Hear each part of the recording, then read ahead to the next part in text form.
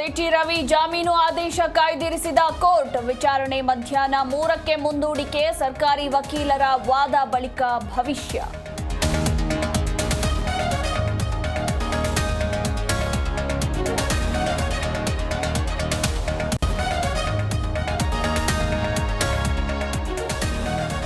ರವಿ ವಿಚಾರದಲ್ಲಿ ಕೇಸರಿ ಮುಂದಾಲೋಚನೆ. ಬೆಂಗಳೂರಿನ ಜನಪ್ರತಿನಿಧಿಗಳ ಕೋರ್ಟ್ಗೆ ಅರ್ಜಿ ಸಲ್ಲಿಕೆ.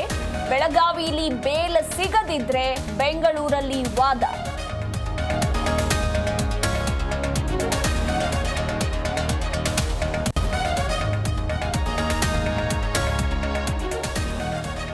ಕಾಂಗ್ರೆಸ್ ಅಧಿಕಾರ ದುರ್ಬಳಕೆ ಮಾಡಿಕೊಂಡಿದೆ.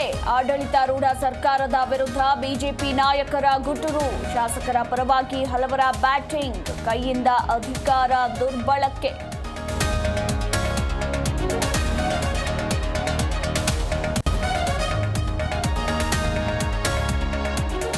ಕೆಲವೇ ಕ್ಷಣಗಳಲ್ಲಿ ಅಕ್ಷರ ಜಾತ್ರೆಯಲ್ಲಿ ಗೋಷ್ಠಿ ಆರಂಭ.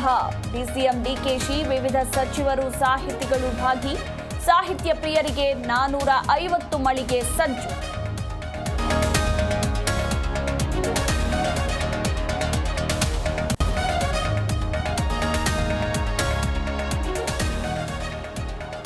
ಯುಐ ಸಿನಿಮಾ ವೀಕ್ಷಕರಿಗೆ ಬಂಪರ್. ಬಾಳೆಹಣ್ಣು ಮತ್ತು ಲಡ್ಡು ವಿತರಿಸಿ ಫ್ಯಾನ್ಸ್ ಖುಷ್. ಸಂತೋಷ್ ಥಿಯೇಟರ್ನಲ್ಲಿ ಉಪ್ಪಿ ಫ್ಯಾನ್ಸ್ ಹೊಸ ಇತಿಹಾಸ.